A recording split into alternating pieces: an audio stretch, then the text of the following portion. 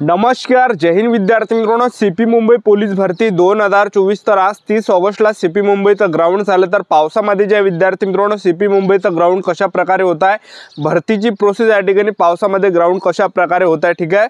आणि सुरुवातपासून शेवटपर्यंत आज काय काय प्रोसेस होते आणि ग्राउंडच्या अंदर किती वेळपर्यंत मुलांना या ठिकाणी बसून ठेवलं जात आहे आणि एका डिटेलमध्ये आज मुलांना किती मार्क्स या ठिकाणी पडत आहे, 50 पैकी मुलांना किती मार्क्स पडत आहे आणि ग्राउंडच्या अंदर मुलं या ठिकाणी कोणकोणत्या चुका करत आहे ज्या की तुम्हाला या ठिकाणी करायचे आणि कोणकोणत्या तुम्हाला गोष्टीचं लक्ष ठेवायचं आहे। त्याचबरोबर तुम्हाला या ठिकाणी किती वाजता तुम्ही ग्राउंडच्या अंदर रांगेमध्ये लागले तर किती वाजेपर्यंत तुमचं या ठिकाणी ग्राउंड होणार आहे आणि तुमची बॅच या ठिकाणी सकाळी समजा 5ची असेल, 7ची असेल, 9ची असेल, 11ची असेल, 1ची असेल, 2ची असेल, तर तुम्हाला किती वाजता या ठिकाणी रांगेमध्ये लागावं लागणार आहे याबद्दल सुद्धा आपण बोलणार आहे। तर संपूर्ण माहिती तुम्हाला सांगणार आहे की 30 ऑगस्टला सीपी मुंबईचं ग्राउंड कशा प्रकारे झालं पावसामध्ये। तर आजचा व्हिडिओ खूप महत्त्वाचा होणार आहे, व्हिडिओ शेवटपर्यंत बघा आणि व्हिडिओला आताच लाईक करा। नमस्कार विद्यार्थी मित्रांनो, माझी नोकरी कॉर्नर यूट्यूब चॅनलवर मी गोपाल अनखाडे तुमचं सर्वांचं सहर्ष स्वागत करतो। तर मित्रांनो, व्हिडिओचा थंबनेल बघून तुमच्या लक्षात आलं असेल की आपला व्हिडिओ कोणत्या टॉपिकवर होणार आहे। व्हिडिओ सुरू करण्याच्या आधी आपल्या यूट्यूब चॅनलला सबस्क्राइब करा, जेणेकरून प्रत्येक भरतीचे अपडेट तुमच्यापर्यंत सर्वात आधी पोहोचेल आणि जास्त करून सीपी मुंबई पोलीस भरतीच्या रिलेटेड जास्त व्हिडिओ आपल्या चॅनलवर अपलोड करत असतो। सर्वात अगोदर या ठिकाणी ज्या बॅच आहे तर सकाळी 5 वाजताची बॅच आहे, सकाळी 7ची, त्यानंतर सकाळी 9ची, त्याचबरोबर सकाळी 11ची, त्यानंतर 1ची, त्याचबरोबर 2 वाजताची बॅच आहे, ठीक आहे। तर तुमचा रिपोर्टिंग टाइम आहे या ठिकाणी 1 ते 2 वाजता जर असेल तर तुम्ही ज्या विद्यार्थी मित्रांनो 12-1 वाजता जर रांगेमध्ये लागले तर काही त्या ठिकाणी प्रॉब्लेम येणार नाही, ठीक आहे। आणि तुमचं जर ग्राउंड थोडंसं लवकर जर तुम्हाला करायचं असेल तर तुम्ही या ठिकाणी 10 किंवा 9 वाजता तुम्हाला या ठिकाणी रांगेमध्ये लागावं लागणार आहे। 10 वाजता तुम्हाला रांगेमध्ये लागावंच लागणार आहे, ज्यांचं सुद्धा ग्राउंड 1 ते 2 वाजताचा बॅच आहे त्यांचं, ठीक आहे। आणि जे सकाळची जी बॅच असते 5 वाजताची, तर त्यामध्ये जर तुम्ही या ठिकाणी घुसले, ज्यांची सकाळी 7ची बॅच आहे, 9ची बॅच आहे, 11ची आहे, 2ची आहे, तर ह्या बॅचची जर मुलं त्या सकाळी 5च्या बॅचमध्ये घुसले तर पोलीसवाले त्यांना हाकलत आहे आणि त्यांना एकच सांगत आहे की तुमच्या बॅचनुसार तुम्ही त्या ठिकाणी रांगेमध्ये लागा, ठीक आहे। तर आता तुम्हाला सांगतो, तुम्ही जेवढ्या लवकर या ठिकाणी ग्राउंडच्या अंदर जाणार आहे तेवढ्या लवकर तुमचं ग्राउंड होणार आहे। तर तुम्हाला रांगेमध्ये किती वाजता लागायचं आहे, जर समजा तुमची बॅच सकाळी 7ची असेल किंवा सकाळी 9ची असेल किंवा सकाळी 11ची असेल किंवा 2ची असेल, तर तुम्ही या ठिकाणी सकाळी 6 ते 7 वाजता जर तुम्ही रांगेमध्ये लागले तर त्या ठिकाणी काही प्रॉब्लेम येणार नाही, कारण की सकाळी 6 ते 7 वाजता जे आहे सर्व त्या ठिकाणी बॅच मिक्स येते सकाळी 6 ते 7 वाजता, त्यावेळेस 7 वाजताची सुद्धा बॅच त्यामध्ये मिक्स येते मुलं, त्याचबरोबर 9ची सुद्धा, 11ची सुद्धा आणि 2ची मुलं सुद्धा त्यामध्ये जे विद्यार्थी मित्रांनो असते सकाळी 6-7 वाजता, ठीक आहे। तर जेवढ्या लवकर तुम्ही रांगेमध्ये लागणार आहे तेवढ्या लवकर तुमचं ग्राउंड होणार आहे। तुम्ही सकाळी 6 वाजता जर या ठिकाणी रांगेमध्ये लागले 6 ते 7 वाजेपर्यंत तर 2 वाजेपर्यंत तुमचं ग्राउंड या ठिकाणी होणार आहे। आणि सकाळी 5 वाजता जे पण विद्यार्थी एकदम समोर रांगेमध्ये लागणार आहे त्यांचं ग्राउंड लवकर या ठिकाणी होत आहे। तर प्रत्येक मुलांना त्या ठिकाणी ग्राउंडच्या अंदर जास्त वेळपर्यंत बसून ठेवलं जात आहे, म्हणजे 6-6 घंटे 8-8 घंटे मुलांना बसून ठेवलं जात आहे। तर तुम्हाला जे विद्यार्थी मित्रांनो ग्राउंडच्या अंदर जायच्या वेळेस फळ वगैरे तुम्ही त्या ठिकाणी नाही, कारण की सफरचंद वगैरे केळ वगैरे त्या ठिकाणी ते ग्राउंडच्या अंदर नेऊ देते, तर फळ वगैरे नाही, कारण की शरीरामध्ये काहीच या ठिकाणी अन्न वगैरे राहत नाही। तर त्या ठिकाणी 1600 मीटर रनिंग मार लागते, गोळा फेका लागते, 100 मीटर रनिंग मार लागते, तर सर्व त्या ठिकाणी ताकदचं काम आहे। तर तुमच्या शरीरामध्ये जर काही राहणार नाही तर ताकदच नाही राहिली विद्यार्थी मित्रांनो, तर ग्राउंडचा परफॉर्मन्स तुमचा या ठिकाणी कशा प्रकारे बसणार आहे, तर ह्या गोष्टीचं लक्ष ठेवा। फळ वगैरे तुम्ही ग्राउंडच्या अंदर नाही, ठीक आहे। तर आज सर्वात अगोदर सकाळी त्या ठिकाणी 5 वाजतापासून मुलांना रांगेमध्ये त्या ठिकाणी घेतलं, 5 वाजतापासून ग्राउंडच्या अंदर मुलांना घेणं त्या ठिकाणी सुरू होत आहे। तर सर्वात अगोदर आपल्याला हॉल तिकीट वरती ठेवायचं आहे। तर सर्वात अगोदर ते हॉल तिकीट चेक करता गेटापाशी, हॉल तिकीट चेक केल्यानंतर आणखीन ते समोर बसवते, त्या गेटापाशीच मुलांना बसून ठेवला जात आहे 6 रांगा, ठीक आहे। आणि त्या ठिकाणी ते सांगत आहे मुलांना की तुमचा जो हॉल तिकीट आहे, तुमचं जे हॉल तिकीट आहे तर हॉल तिकीटच्या मागं तुम्हाला आधार कार्डचा नंबर तुम्ही टाकून द्या असे ते पेनानं सांगते त्या ठिकाणी, ठीक आहे। आणि हे सांगितल्यानंतर ते हे सुद्धा सांगत आहे की तुमच्या बॅगीमध्ये काय असेल तर तुम्ही काढून घ्या, कारण की ते समोर चेक होणार आहे। तर हे झाल्यानंतर एक रांग ते उठवत आहे, ठीक आहे। एक रांग ते 100 मुलांची उठवत आहे आणि आणखीन ते पुढे पाठवत आहे ज्या ठिकाणी बॅगा चेक होते त्या ठिकाणी।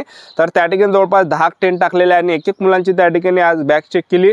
तर पहा विद्यार्थी मित्रांनो, पाऊस जर आला त्या ठिकाणी मुलांना पावसामध्ये सुद्धा मुलं त्या ठिकाणी ओले होत आहे, लक्षात ठेवा, ठीक आहे। काही त्या ठिकाणी हे नाही, काही व्यवस्था वगैरे काही नाही। पाऊस जर त्या रांगेमध्ये जर तुम्ही असेल ज्या ठिकाणी बॅगा चेक करते तर त्या ठिकाणी सुद्धा मुले ओले होत आहे त्या ठिकाणी, ठीक आहे। तर पावसामध्ये तरी सुद्धा ते मुलांना उभं त्या ठिकाणी ठेवत आहे। तर सर्वात अगोदर मुलांचे त्यांनी एक बॅगा चेक केल्या, बॅग चेक केल्यानंतर जे विद्यार्थी मित्रांनो तुमच्या बॅगेमध्ये काही आढळलं, गोळ्या औषध वगैरे झालं, त्याचबरोबर स्लोन बाम वगैरे झालं, स्प्रे वगैरे झालं, तर ते सर्व डस्टबिनमध्ये ते टाकते आणि टाकल्यानंतर आणखीन ते खिशे वगैरे चेक करत आहे। खिशे चेक केल्यानंतर आणखीन जे विद्यार्थी मित्रांनो ते मुलांना समोर पाठवत आहे।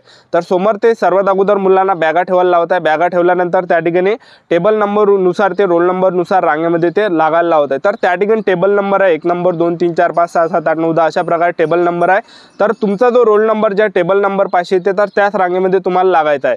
तर तुमचा रोल नंबर टेबल नंबर तुम्हाला दिसत नसेल तर तिथल्या पोलिसांना किंवा पोलिसांना तुम्ही त्या ठिकाणी विचारा की मी या ठिकाणी कोणत्या रांगेमध्ये लागू, तर ते तुम्हाला बरोबर सांगणार आहे आणि त्यांनी जे तुम्हाला टेबल नंबर सांगितलं तर त्या टेबल नंबरवर तुम्हाला रांगेमध्ये लागायचं आहे, ठीक आहे। आणि त्या ठिकाणी रांगेमध्ये लागल्यानंतर त्या ठिकाणी सुद्धा जवळपास 1 ते 2 घंटे मुलांना बसून ठेवलं जातं आणि त्या ठिकाणी जे विद्यार्थी मित्रांनो हॉल तिकीटवर ते शिक्के वगैरे देत आहे, त्यानंतर एक फोटो त्या ठिकाणी ते घेते आणि आधार कार्ड जे आपल्याला बॅगेमध्येच ठेवायचं आहे, फक्त वरतो तुम्हाला हॉल तिकीट ठेवायचे, ठीक आहे। आणि त्या ठिकाणी जे विद्यार्थी मित्रांनो हॉल तिकीटवर शिक्का वगैरे देत आहे त्याचबरोबर फोटो वगैरे आपला ते घेत आहे आणि सिग्नेचर घेत आहे।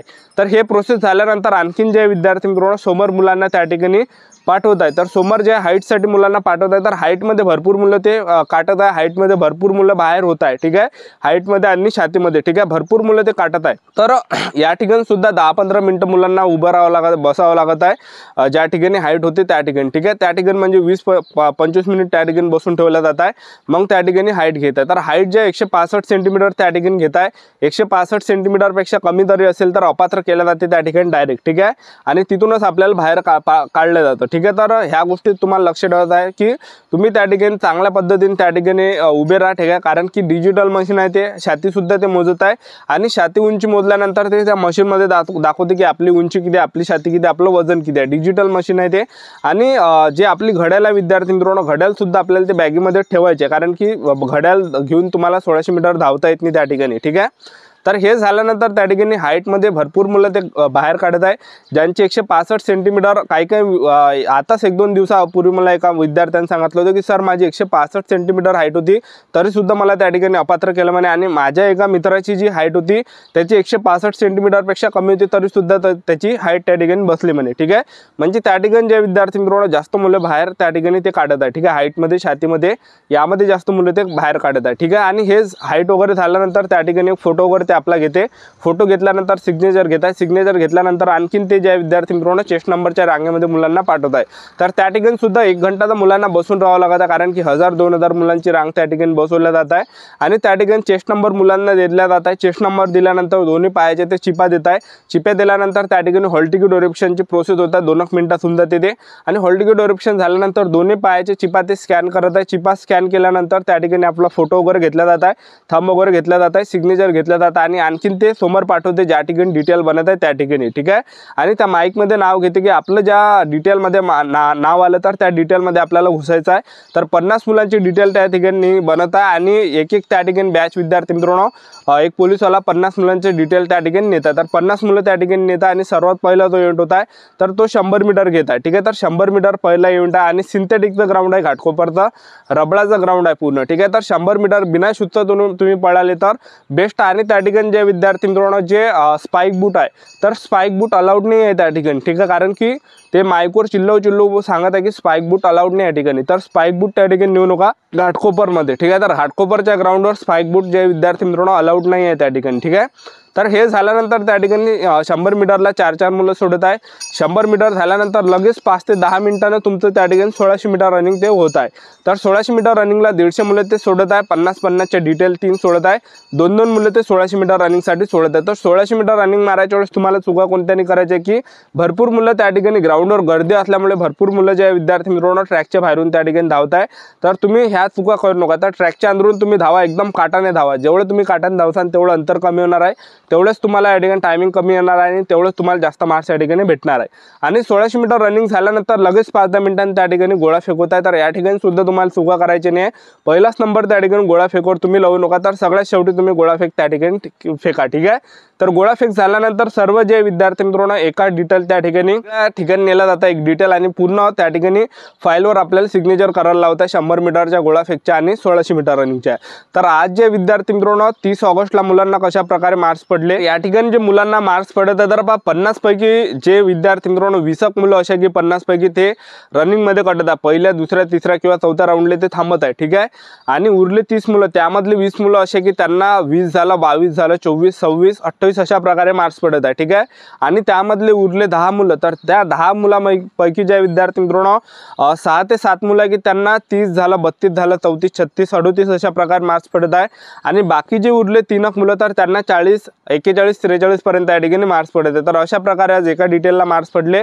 तर अशा प्रकारे 30 ऑगस्टला CP मुंबईचं ग्राउंड झालं. ही होती संपूर्ण महत्त्वाची माहिती. आपल्या YouTube चॅनल सबस्क्राईब करून ठेवा. वेळोवेळी अपडेट तुम्हाला देत राहणार आहे. आजच्यासाठी इथंच थांबतो. भेटूया नेक्स्ट व्हिडिओमध्ये. जय हिंद, जय भारत.